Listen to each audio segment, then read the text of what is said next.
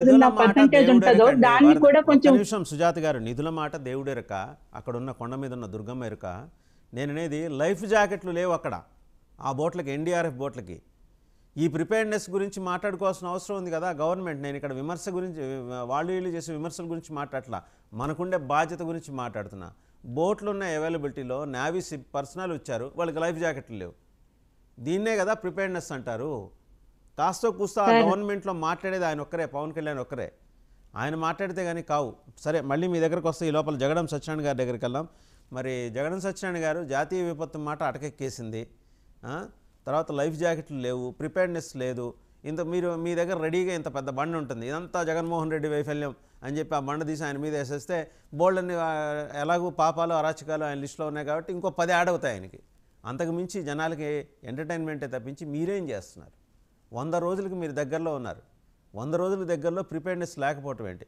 ప్రతిదానికి జగన్మోహన్ రెడ్డి, సూర్యుడు ఉదయించకపోతే జగన్మోహన్ రెడ్డి కారణం కాదు కదా, రకరకాల కారణాలు ఉంటాయి కదా. ప్రతిదానికి జగన్మోహన్ రెడ్డి మీద బండేయకుండా మీరేం చేస్తున్నారు చెప్పండి. ఇవాళ జనం అడుగుతారండి. జగన్మోహన్ రెడ్డి ఏదో నిన్న వచ్చి కాసేపు ఎంటర్టైన్మెంట్ ప్రోగ్రామ్ చేసి పిఠాపురంలో వెళ్ళిపోయి ఉండొచ్చు కాక, బట్ జనం మనసులో ఉన్నది ప్రైవేట్ స్కూల్స్కి చదివే పిల్లలకి ఇప్పుడు ఆ డబ్బులు పైసలు పడకపోతే రెండే ఆప్షన్స్ ఉన్నాయి గవర్నమెంట్కి. వాటిని ప్రభుత్వమే పూర్తిగా ప్రైవేట్ స్కూల్స్ని మేనేజ్ చేయాలి, లేదా ప్రైవేట్ స్కూల్స్ని మూసేయాలి. ఏం చేస్తారు మీరు? ముందుగా 99 ప్రేక్షకులకి, అదేవిధంగా డిబేట్ నిర్వహిస్తున్నటువంటి మీకు, ప్యానెల్లో పాల్గొన్నటువంటి పెద్దలందరికీ కూడా శుభోదయం సార్. వినిపిస్తుందండి, చెప్పండి. మేము ఏమి మ్యూట్లోకి వెళ్ళారండి అంటే ఇటువంటి పాలిటిక్స్ కి తెరలేపుతున్నటువంటి సందర్భం పడవల వ్యవహారం. ఎందుకంటే చంద్రబాబు నాయుడు గారు ఇందాక బీజేపీ నేత అన్నట్టు 3 నెలల్లో కూడా క్రమం తప్పకుండా రేపు సెలవు వస్తుందని చెప్పేసి ఈరోజు 31కే పెన్షన్స్ని సక్రమైన క్రమంలో, జీతాలని సక్రమంగా ఇచ్చిన సందర్భం, పరిపాలన ఈ తీసుకెళ్తున్నట్టు సందర్భంలో ఊహించినటువంటి విపత్తు వచ్చింది. దాన్ని నేను కూడా ఈ లైవ్ ద్వారా జాతీయ విపత్తుగా ప్రకటించాలని కోరుతున్నాను ఖచ్చితంగా. ఎందుకంటే విడిపోయినటువంటి ఆంధ్రప్రదేశ్కి, మరి చిన్నాభిన్నం చేసినటువంటి జగన్ పరిపాలనకు బలైపోయినటువంటి తెలుగు ప్రజలకి ఇది అవసరం. ఈరోజు ఈ రాజకీయాల్లో జగన్మోహన్ రెడ్డి గారు ఎలాగ చంద్రబాబు నాయుడు గారిని విరకాటంలో పెట్టాలి, పరిపాలన ముందుకు సాగకుండా, ఈ తుఫాను పేరు వచ్చిన, ఇది వరద ప్రాంతం పేరు వచ్చినప్పటికీ కూడా వరదలో చంద్రబాబు నాయుడు గారి పేరు వస్తుందని చెప్పేసి మరి ప్రకాశం బ్యారేజీని కూల్చివేసే క్రమంలో ఏ విధంగా కుట్ర జరిగిందో మనందరికీ కూడా తెలుసు. ఆంధ్రప్రదేశ్ ప్రజలందరూ కూడా అర్థం చేసుకున్నారు. ఇందాక వీరాంజనేయులు గారు మాట్లాడుతూ, పొలిటికల్ అనలిస్ట్ వీరాంజనేయులు గారు మాట్లాడుతూ సూపర్ 6 లో అమ్మఒడి గురించి చెప్పారు కదా అని చెప్పేసి, అమ్మఒడి గురించి మీ దగ్గర ఉంటే భారతీ గారు మాట్లాడిన క్లిప్స్ కూడా వేయచ్చు. ఎందుకంటే భారతీ గారు కూడా తిరుగుతూ జగన్మోహన్ రెడ్డి గారు సతీమణి గారు అనేటువంటి భారతి గారు తిరుగుతూ, మీ ఇంట్లో ఎంతమంది ఉంటే అంతమంది, 1 ఉంటే 1, 2 ఉంటే 2, 3 ఉంటే 3, మేము కూడా 15,000 వేస్తామమ్మా అని చెప్పేసి ప్రకటించినటువంటి సందర్భం. అది ఈ రోజు వాళ్ళ ఆ రోజు చెప్పినటువంటి పని చేయలేదు, కానీ ఈ రోజు చెప్పిన పని చేయడానికి పరిపాలన కూటమి భాగం అంతా కూడా ముందుకెళ్తున్నటువంటి సందర్భంలో ఇటువంటి విపత్తు వచ్చింది. మళ్ళీ మరోసారి మీ ముఖంగా చెప్తున్నాను, దీన్ని జాతీయ విపత్తుగా ప్రకటించాలని చెప్పేసి నేను కోరుతా ఉన్నాను ఖచ్చితంగా. ఎందుకంటే ఇందాక మీరు మన వీరాంజనేయులు గారు మరి ఎవరంటే అదే సార్ కృష్ణాంజనేయులు గారు కృష్ణాంజనేయులు గారు మాట్లాడే సందర్భంలో సానుభూతి లేకపోతే ఎవరినైనా విడిపోయిన వాళ్ళని పార్టీ వైపు లాక్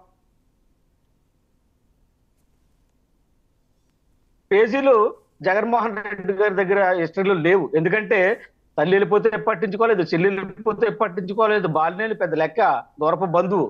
కాబట్టి ఇటువంటి విషయాలు ఆయన దూరంగానే ఉంటాడు ఖచ్చితంగా జగన్మోహన్ రెడ్డి గారు. ఎవరిని బతిమాలే పరిస్థితి అతని దగ్గర లేదు. అంటే అతను ఎక్లర్గా ఫీల్ అవుతాడు. అంటే నేనే రాజుని, నేనే మంత్రిని, చూసాం కదా ఆయన పరిపాలన అంతా కూడా. ప్యాలెస్ నుండి ఏ విధమైన పరిపాలన అందించాడో ప్రజలకి.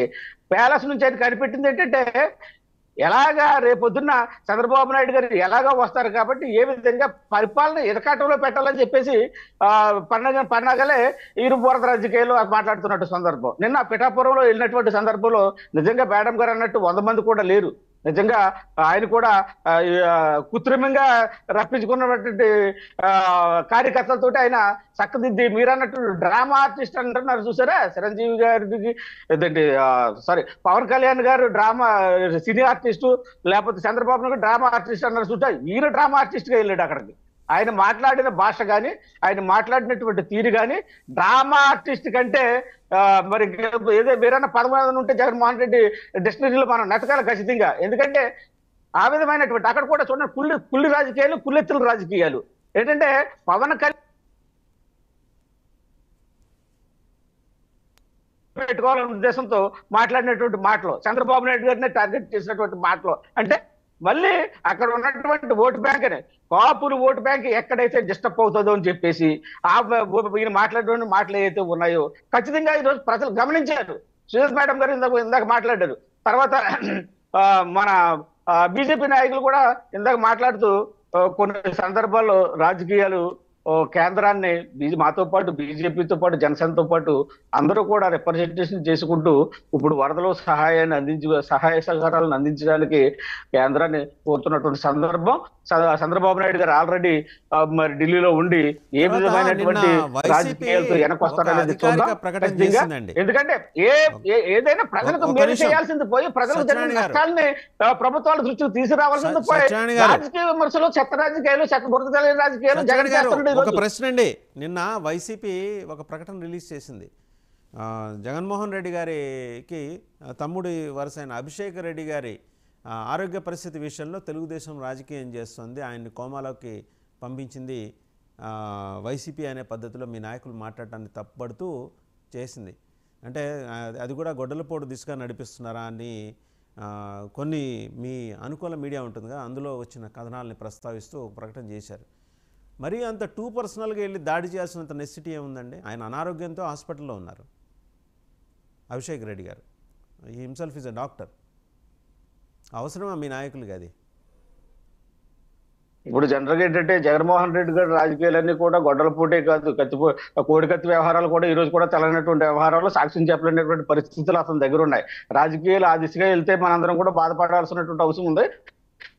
ఖచ్చితంగా మనం దాన్ని ఖండించే పరిస్థితి కూడా నేను మీ దృష్టికి తీసుకొస్తాను. ఎందుకంటే ఎవరినైనా కూడా ఇన్సెంటల్ గా మనం హట్ చేయకూడదు రాజకీయాల్లో. కానీ ఇక్కడ జగన్మోహన్ రెడ్డి గారు అందరినీ హట్ చేసుకుంటూ తానే హీరోగా రాజకీయాల్లో వెలగాలనుకున్నటువంటి సందర్భాన్ని ఇక్కడ మీకు గుర్తు చేస్తూ, మరి జగన్మోహన్ రెడ్డి గారు రాజకీయాల గురించి మనకు తెలియనివేం కావు. ఆ రోజు వివేకానంద రెడ్డి గారి దగ్గర నుంచి, కోడికత్తి దగ్గర నుంచి డాక్టర్ సుధాకర్ గారిని ఇలాగ రెక్కలు ఇడిసేసి వెనక్కి కట్టినటువంటి సందర్భం, అంటే హింసా రాజకీయాలు అతను అలవాటు చేసుకున్నాడు ఖచ్చితంగా. ఎందుకంటే ప్రతిదీ కూడా నేను ఎందుకు చెప్తున్నానంటే ప్రతిదీ కూడా ఆ హింస రాజకీయాలు ఇప్పుడు వరద బురద రాజకీయాలు వచ్చాయి ఖచ్చితంగా. కాబట్టి జగన్మోహన్ రెడ్డి గారిని ఇమ్మీడియట్ గా కేంద్ర ప్రభుత్వం, నేను ఒకసారి జగన్మోహన్ రెడ్డి గారిని కేంద్ర ప్రభుత్వం త్వరగా ఆయన మీద ఏ కేసులు అయితే ఉన్నాయన్నీ కూడా త్వరగా విచారించకపోతే భవిష్యత్తులో మరిన్ని ప్రమాదాలను ఆయన సృష్టించే క్రమంగా రాజకీయాలు చేస్తాడని మీ దృష్టికి తీసుకొస్తున్నాను. లక్ష్మణరావు గారు, చాలా అంశాలు ఉన్నాయండి. ఎందుకంటే మీ చివరిలో మీ దాకా వచ్చింది, మీరు మాట్లాడిన 2-3 అంశాలు ఉన్నాయి. ఒకటి, నిన్న 4 అధికార ప్రతినిధుల్ని అనౌన్స్ చేశారు. వాళ్ళల్లో ఒక్కళ్ళు కూడా జనాలకు అందుబాటులో ఉండరు. తర్వాత